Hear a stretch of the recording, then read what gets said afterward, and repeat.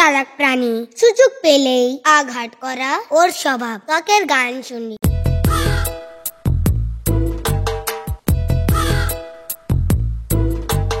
কাকা কাকের কোথায় বাসা, বাসাটি আছে বুঝি একটা ছানা।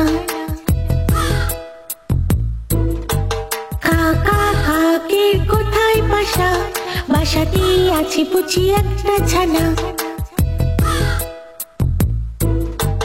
ছানাকে খেতে যদি না দাও, খেতে ছানা তোমার কাছে যাও। ছানাকে খেতে যদি না দাও, খেতে ছানা তোমার কাছে যাও।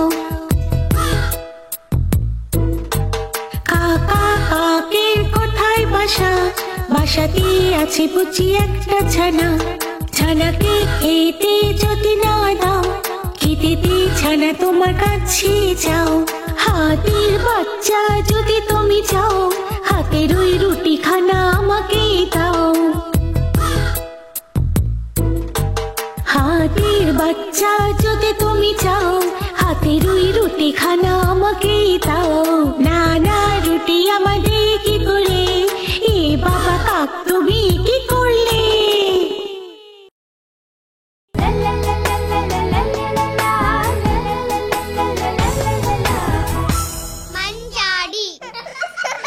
ছাতা কত রকমের হয়, পাতা দিয়ে তৈরি, কাপড় দিয়ে তৈরি, টুপির মতো দেখতে, মুক্ত বসানোর ছাতা।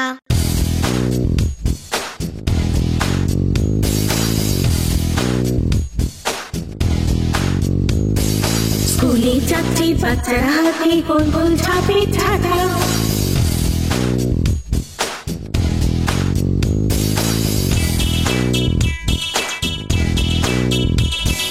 খেতে হয় চালানো সময় টুপি হয় যায় ছাতা। উৎসবেতে হাতের মাথায় কে জমকালো ছাতা। বন্ধ করলে ছোট হয়ে যায় কত রকমের ছাতা। রোদেই পাপার বৃষ্টি থেকে বাঁচায় আমাদের ছাতা।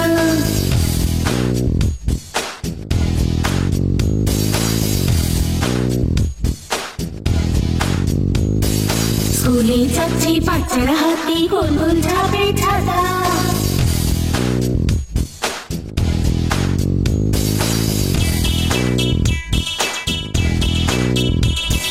খেতে হয় চালানো সময় টুপি হয়ে যায় ছাতা। উৎসবেতে হাতের মাথায় কি জমকালো ছাতা।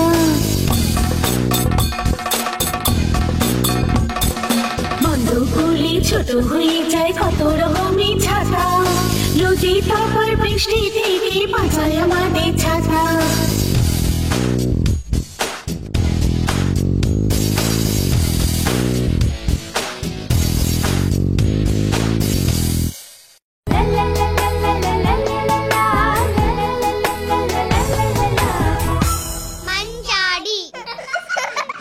এবার আমার প্রিয় বন্ধুদের গোনা শেখানোর গান। এই গানে তোমাদের পছন্দের লোকেরা আছে, এর জন্য খুব আনন্দ করে শিখবো। চলো শুনি।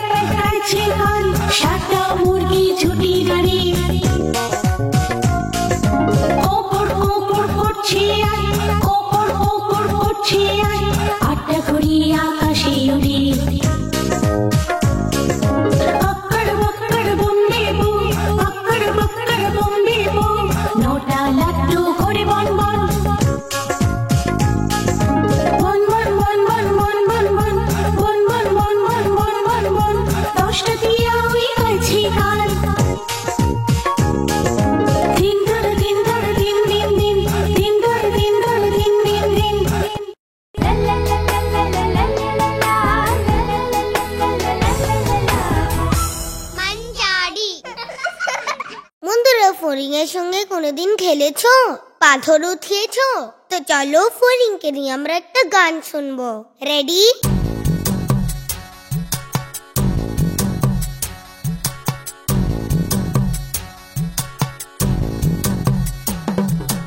আদরে ছোট ফড়িং আমার সাথে যাবে নাকি?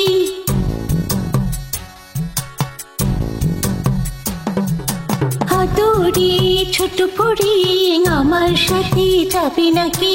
যেতে পারি আগে বলো, আমায় কিছু দেবে নাকি?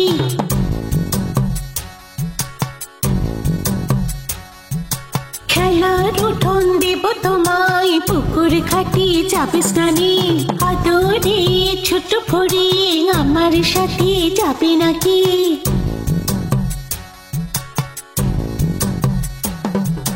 যেতে পারি আগে বলো, আমায় কিছু দেবে নাকি?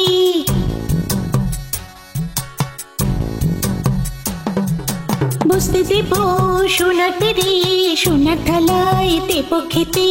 আদরে ছোট ফড়িং আমার সাথে যাবে নাকি? যেতে পারি আগে বলো, আমায় কিছু দেবে নাকি?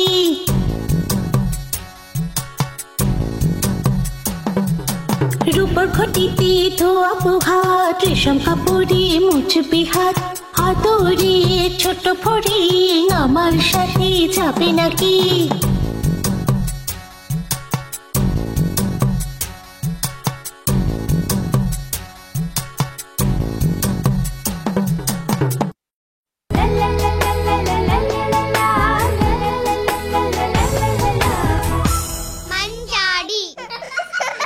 বন্ধুরা, তোমরা সবাই হাতি দেখেছো? একটা বড় পেট, লম্বা পা, বড় কান, আর একটা লম্বা সুর আছে না? চলো শুনি হাতির গান।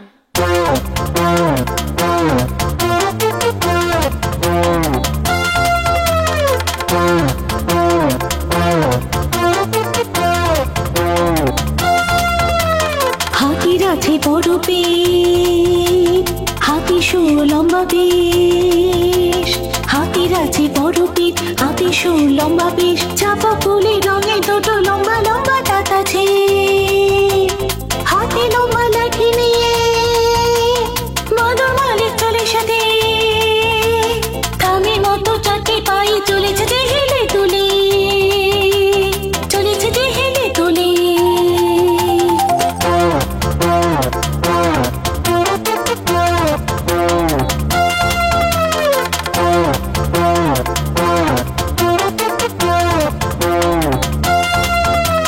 হাতির আছে বড় পেট, হাতি সুর লম্বা বেশ। হাতির আছে বড় পেট, হাতি সুর লম্বা বেশ। চাপা ফুলের রঙের দুটো লম্বা লম্বা দাঁত আছে। হাতি লম্বা লাঠি নিয়ে মদর মালিক চলে সাথে। থামের মতো চারটি পায়ে চলেছে হেলে তুলে, হ্যাঁ চলেছে যে হেলে তুলে।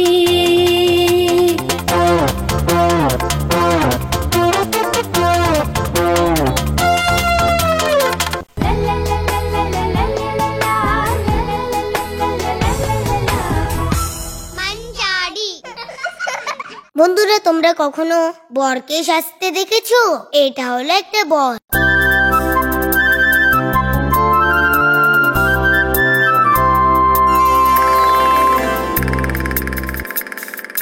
গুহায় থাকা কাকড়া কাকড়া চললো বিয়ে খেতে খেতে। গুহায় থাকা কাকড়া চললো বিয়ে খেতে। দুপুর বেলা যায় সঙ্গে বাজনা হয়, নৌকায় হেলে দোলে চললো বিয়ে খেতে। নতুন কাপড় চোপড় পরে সেজে গুজে চলে।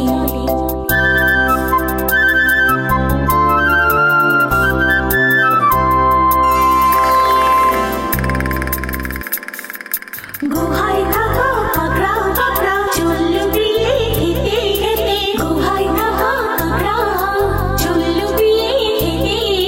দুপুর বেলা যায় সঙ্গে বাজনা হয়, নৌকায় হেলে দোলে চললো বিয়ে খেতে।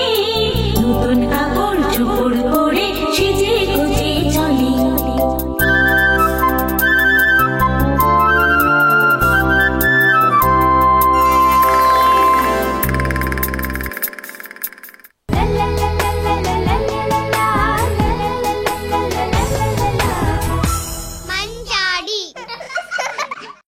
সমস্যা থেকে বাঁচতে হলে কিছু উপায় বার করতে হয়, কিন্তু সব সময় উপায় বের করতে হলে শিয়ালের মতো অবস্থা হবে।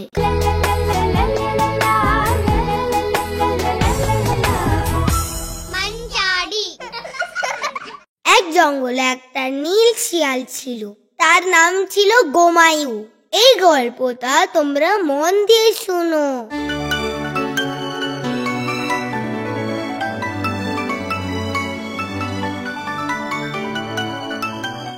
একদিন গোমায়ু নামের শেয়াল জঙ্গল ছেড়ে গ্রামে ঢুকে পড়ল।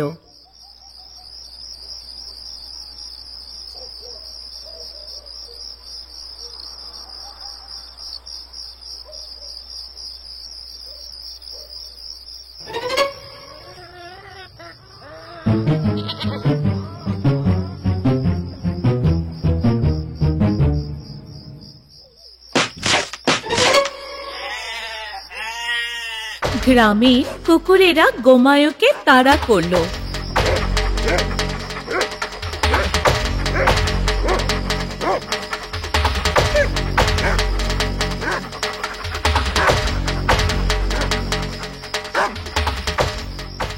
নিজের প্রাণ বাঁচিয়ে গোমায়ু একজন ধোপার উঠোনে গিয়ে পৌঁছলো।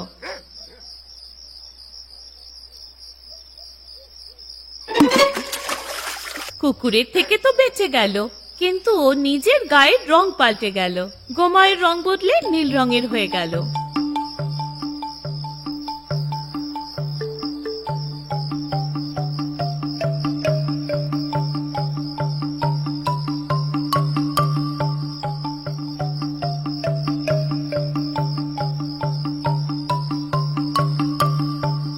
ঘুম থেকে উঠে চোখ খুলতেই গোমায়ু একটা অপূর্ব দৃশ্য দেখল। এরা আমাকে এভাবে দেখছে কেন? ওদের জিজ্ঞেস করে দেখি।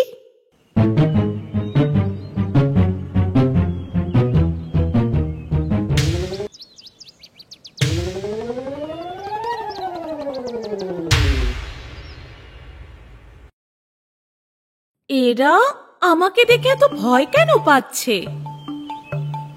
হ্যাঁ, আচ্ছা, তাহলে এই ব্যাপার। এরা আমায় দেখে ভয় পেয়ে পালাচ্ছে। আমি এই পরিস্থিতির সুযোগ নিয়ে ছাড়বো। ভালোই হয়েছে নীল রঙের জলে পড়ে গিয়ে।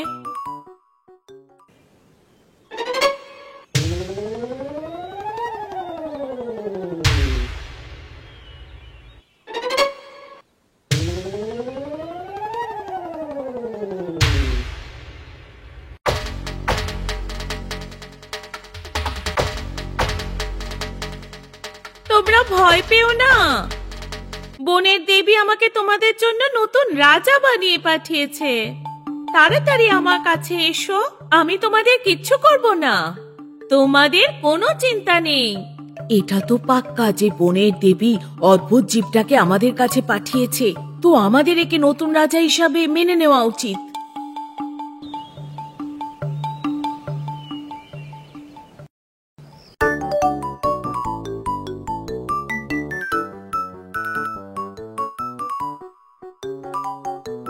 একদিন গোমায়ু নিজের সেনাপতি মন্ত্রীদের সঙ্গে বসে কথা বলছিল।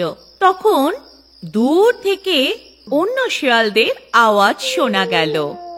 ও আর থাকতে পারল না, আর ও উল্টে একই আওয়াজ করে উত্তর দিল। সবাই শুনলো ওর গলা থেকে শিয়ালের আওয়াজ বেরোলো।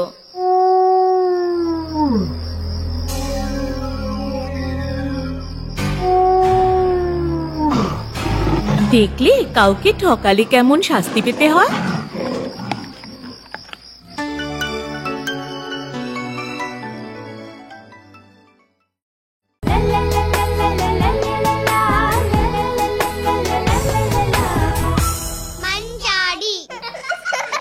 অহংকার করা একদমই উচিত না। এর পরের গল্পটা অহংকারের রাজাকে নিয়ে।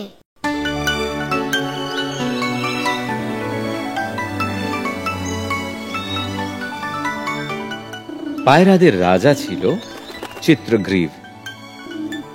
চিত্রগ্রীব নিজের প্রজাদের এত ভালোবাসত, তাই ওকে সবাই ভালোবাসত। চিত্রগ্রীব নিজের সাথীদের সঙ্গে জায়গায় জায়গায় উড়ে বেড়াতে ভালোবাসত। অনেক দেশ আর গ্রামের ওপর দিয়ে উড়ত। রাস্তাতে খাবার জন্য শুধু ভুট্টা আর দানাই ছিল।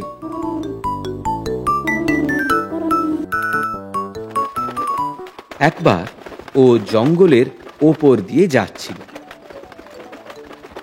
তখন ও দেখল জঙ্গলে খালি জায়গায় একটু দানা পড়ে আছে।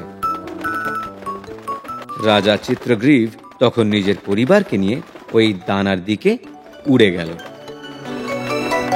চিত্রগ্রীব আর ওর পরিবারকে উড়ে আসতে দেখল ওখানে গাছের ডালে বসে থাকা একটা কাক। যখন ও দেখল ওরা দানার দিকে যাচ্ছে তখন ও চমকে গেল আর ও পায়রাদের দিকে উড়ে গিয়ে চিত্রগ্রীবকে বলল, রাজামশাই, যদি তুমি এখানে দানা খেতে এসে থাকো তাহলে ভুল করছো। এখানে একটা শিকারী জাল পেতে রেখেছে। কাকের কথা শুনে চিত্রগ্রীব ত্রস্ত হয়ে কাককে দেখল। আমি চিত্রগ্রীব, পায়রাদের রাজা। আমি আর আমার পরিবার অনেক দূর থেকে উড়ে এখানে এসেছি। আমরা এই দানা নিশ্চয়ই খাব। এটা শুনে কাক আবার ওনার কাছে অনুরোধ করল, কিন্তু চিত্রগ্রীব ওর কথা শুনল না। চিত্রগ্রীব আর ওর পরিবার কাকের কথা না শুনে দানা খেতে থাকল। সেই সময় গাছের ওপর থেকে একটা জাল পায়রাদের ওপর এসে পড়ল। তখনই তারা নিজেদের ভুল বুঝতে পারল। এইসব দেখে কাক চিত্রগ্রীবের কাছে গেল।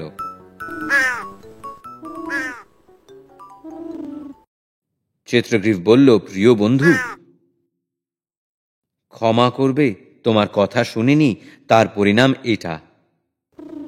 এখন বলো এর থেকে কি করে বাঁচব? এটা দুঃখ পাওয়ার সময় না। শিকারীটি এক্ষুনি চলে আসবে। এখন এখান থেকে বাঁচার রাস্তা খোঁজো।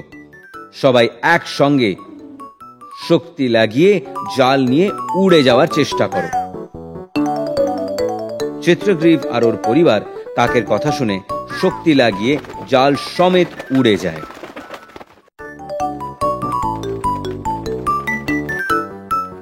সবাই উড়ে গিয়ে চিত্রগ্রীবের বন্ধু ইঁদুরের বাড়ির পাশে গেল।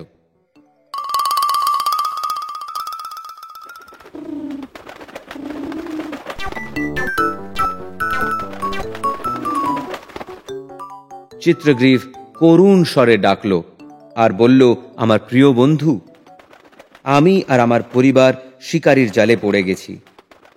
অনুগ্রহ করে এই জালটা কেটে আমাদের বাঁচাও।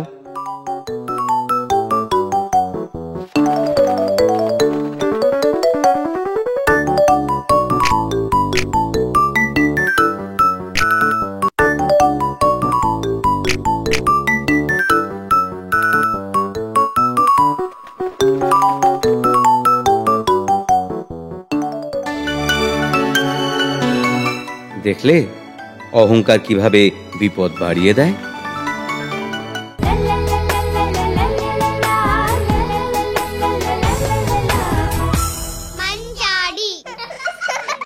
এর পরের গল্প খুবই বিখ্যাত ঈশপের গল্প দিয়ে। প্রথম গল্পটা সিংহ আর ইঁদুরে। জঙ্গলের রাজা সিংহকে কখনো একবার ছোট ইঁদুরে সাহায্য নিতে হয়। এই গল্প আমাদের শেখায় কেউ কারোর দেখে ছোট নয়।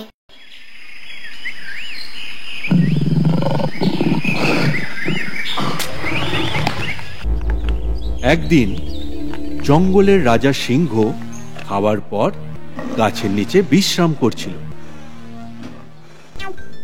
কিছুক্ষণ পরে চিন্টু ইঁদুর ওই দিক দিয়ে যাচ্ছিল। আরে, এ তো আমাদের সবার রাজা, একটুও নড়ছে না, মনে হয় মরে গেছে বেচারা। জ্যান্ত সিংহকে তো কখনো আর ছুঁয়ে দেখা সম্ভব নয়, তাই একবার ছুঁয়েই দেখি।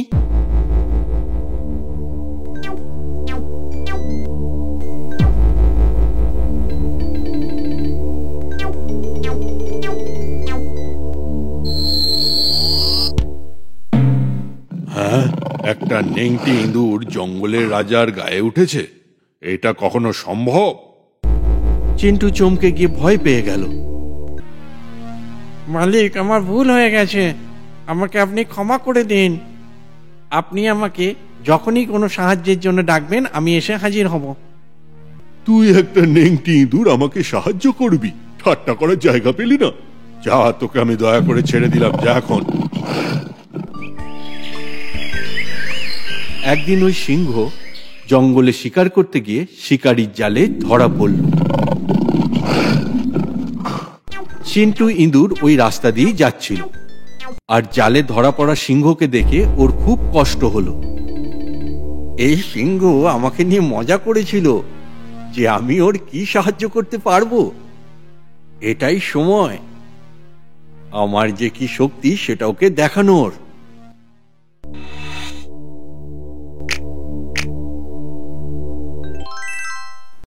তুমি তো খুব বুদ্ধিমান। তোমার কাছে একটা শিক্ষা পেলাম যে কাউকে কখনো ছোট ভাবতে নেই।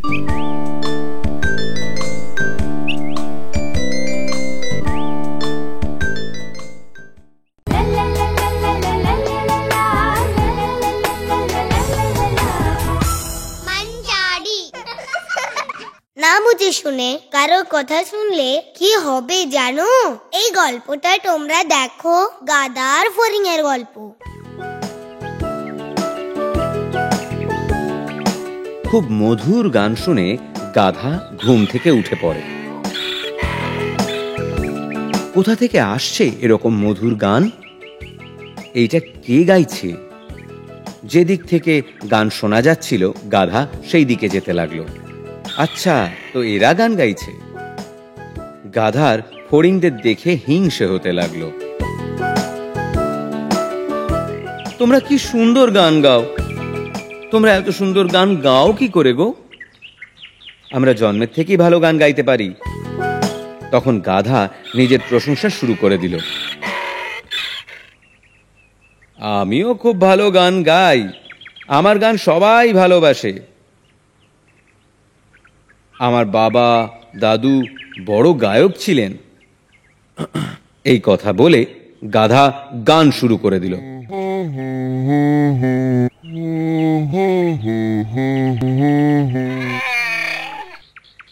কেমন লাগলো আমার গান? খুব ভালো ছিল, কিন্তু সুর একটু কম ছিল। আচ্ছা, সুর ঠিক করার জন্য তোমরা কি কি করো? তখন একটা চালাক ফড়িং বলল, আমরা শুধু ঘাসের মধ্যে যতটুকু জল থাকে সেটাই খাই, এই জন্যে আমাদের সুর খুব ভালো। বোকা গাধা ফড়িং এর কথায় অন্ধবিশ্বাস করে ফেলল। আমি আমার সুর ঠিক করে বড় গায়ক হব। গাধা ঘাসে পড়ে থাকা জলের ফোঁটা দিয়ে নিজের খিদে মেটাতে লাগলো।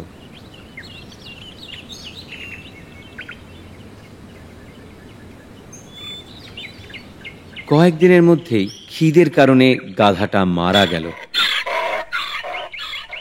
নিজের ক্ষমতা বুঝে ইচ্ছা রাখাটাও বুদ্ধিমানের কাজ।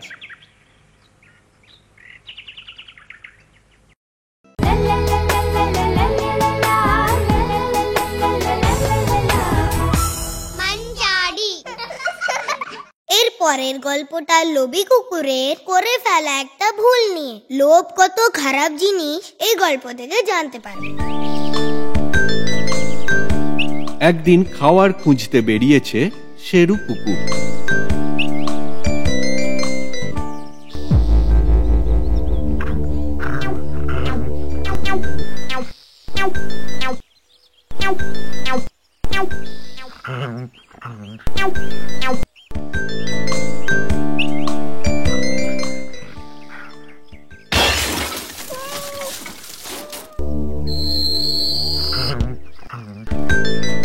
অনেক ঘোরাঘুরির পরেও খাবার খুঁজে পায় না। কি দুঃখের ব্যাপার! এইভাবে চলতে থাকলে তো আমি না খেতে পেয়ে মারা যাব।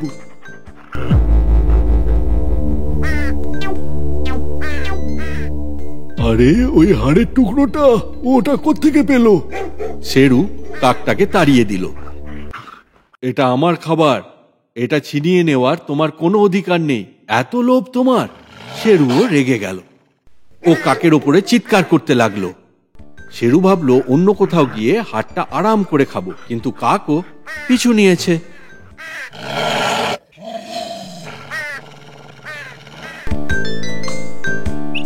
নদী পার করার জন্য শেরু কাঠের একটা পুলের ওপর উঠে পড়ল, কিন্তু নদীর জলের দিকে চোখ পড়তেই শেরু অবাক হয়ে গেল। আরে এটা কি? এর মুখেও তো একটা বড় হাড়ের টুকরো রয়েছে। ওটা যে ওরই ছায়া সেটা না বুঝতে পেরে শেরু নদীর জলের দিকে তাকিয়ে থাকে, আর ও দেখে অন্য কুকুরটাও ওর দিকে তাকিয়ে রয়েছে। এত সাহস! ওই বড় হাড়ের টুকরোটাও আমি নিয়েই ছাড়বো। শেরু পেছন পেছন কাকও চলে এসেছিল, আর শেরুর অবস্থা দেখে ও ঠাট্টা করতে শুরু করে। অতি লোভীদের এই অবস্থাই হয়।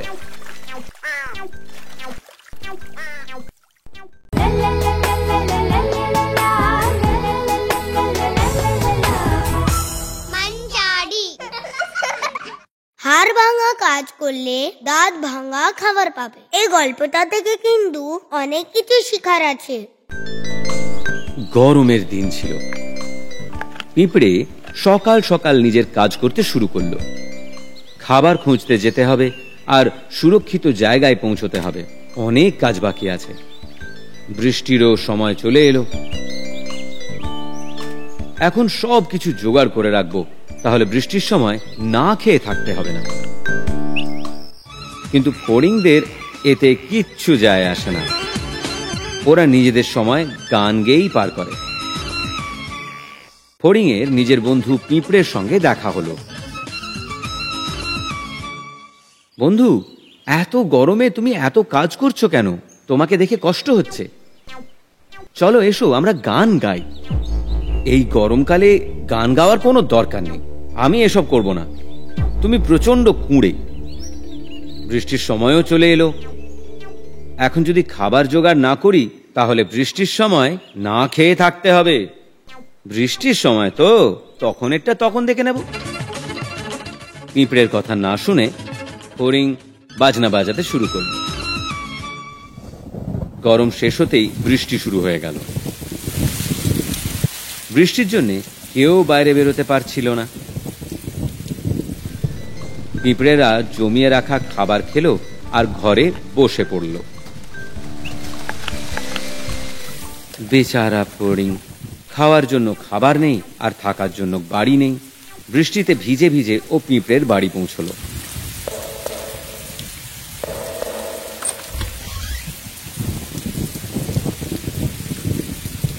বন্ধু, আমাকে কি কিছু খেতে দিতে পারবে? না। সারা গরমে তুমি কি করছিলে? যখন তুমি নাচ গান করছিলে তখন আমি বলেছিলাম বৃষ্টি আসবে। তাড়াতাড়ি এখান থেকে চলে যাও। ঠিকই বলেছিলে। হাড় ভাঙা কাজ করলে তবেই দাঁত ভাঙা খাবার পাওয়া যায়।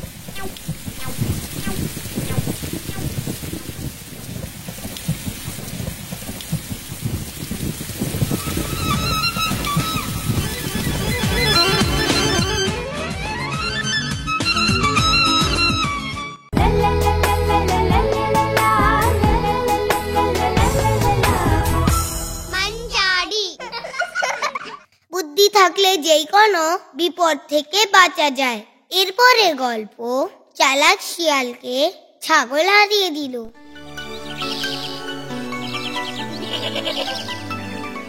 একদিন একটা পাহাড়ের উপরে একটি ছাগল ঘাস খাচ্ছিল। অনেক দিন হয়ে গেল ভালো মতো ঘাস খাইনি।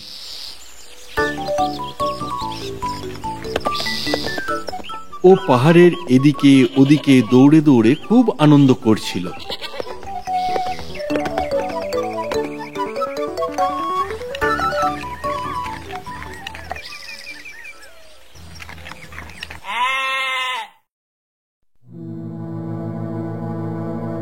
এটা কি?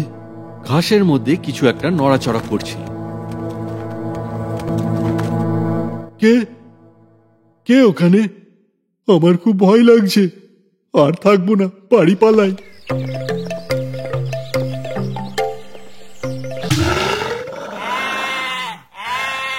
আমি তোমাকে অনেক দিন ধরে দেখছি, তোমার তাজা মাংস দেখে আমার রাতে ঘুমই আসছিল না। আজ তোমাকে হাতে পেয়েছি। এই শিয়ালটা তো আমাকে খেয়ে ফেলবে, কিছু একটা বুদ্ধি বের করে পালাতে হবে আমাকে। ছাগল বলল, তুমি আমাকে খেয়ে নাও, আমার কোনো সমস্যা নেই, কিন্তু তার আগে আমার একটা শেষ ইচ্ছা পূরণ করতে হবে। শিয়াল হাসতে লাগলো। আমার সাথে ঠাট্টা করছো? বলো, তোমার কি শেষ ইচ্ছে বলো। আমি ঘাস দিয়ে তৈরি বাঁশির আওয়াজ শুনতে চাই, যাতে মরার সময় আনন্দে মরতে পারি। ও, এই তোমার শেষ ইচ্ছে? শিয়াল বাঁশি বাজাতে লাগলো।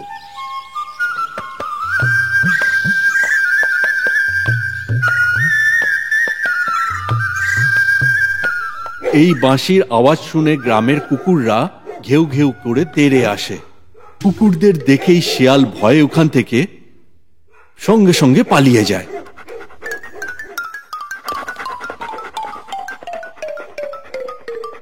পালাতে পালাতে শিয়াল ক্লান্ত হয়ে এক জায়গায় শুয়ে পড়ে আর মনে মনে ভাবে, আমি উচিত শিক্ষা পেয়েছি, আমার শিকারী হওয়া উচিত ছিল, সঙ্গীতকার নয়।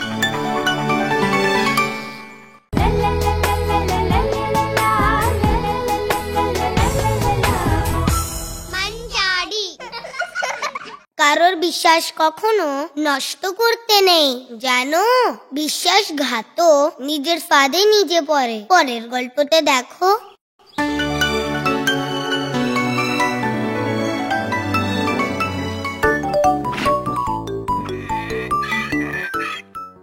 গাধা আর নেকড়ে খুব ভালো বন্ধু ছিল।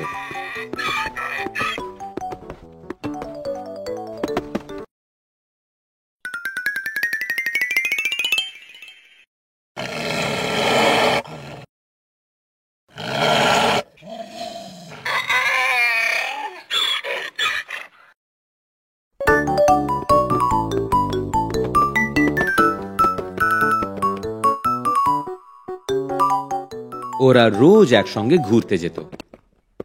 বন্ধু, আমার খুব ইচ্ছে যে আমি শিকারে যাই।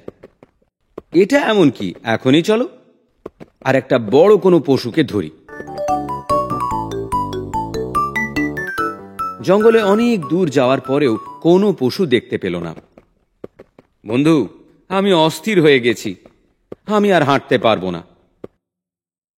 কাছাকাছি কোনো ছোট জন্তু খুঁজতে পারবে? আমি এইখানে বসে আছি।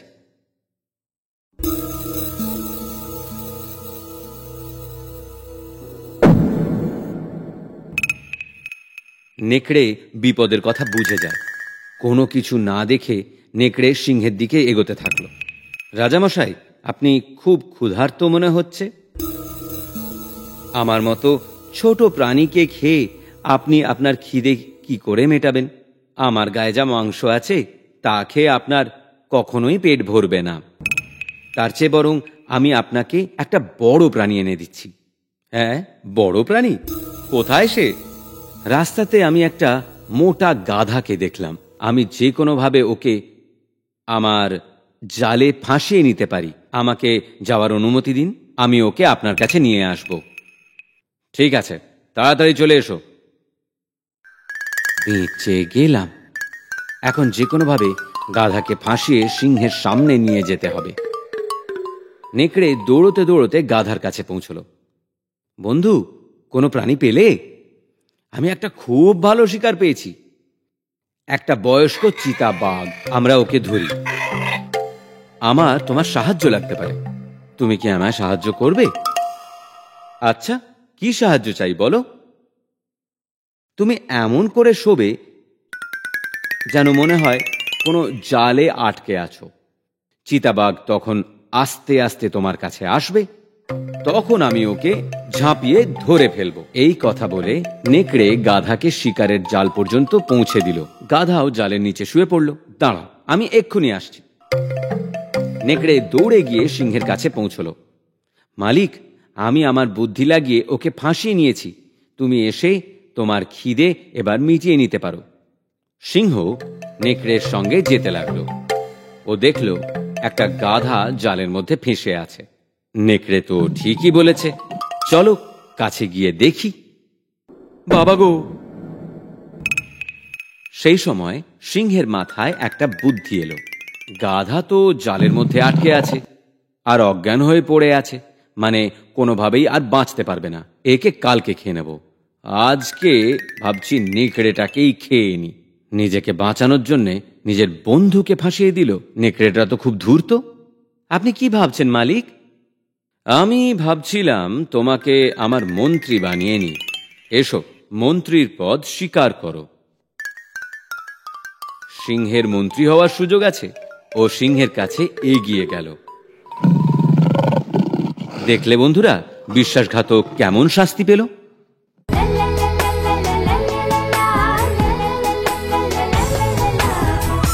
মাঞ্জারি। বন্ধুরা, তোমাদের এই গল্প আর গান পছন্দ হয়েছে তো? আরো এরকম গল্প নিয়ে, গান নিয়ে আমি আসবো।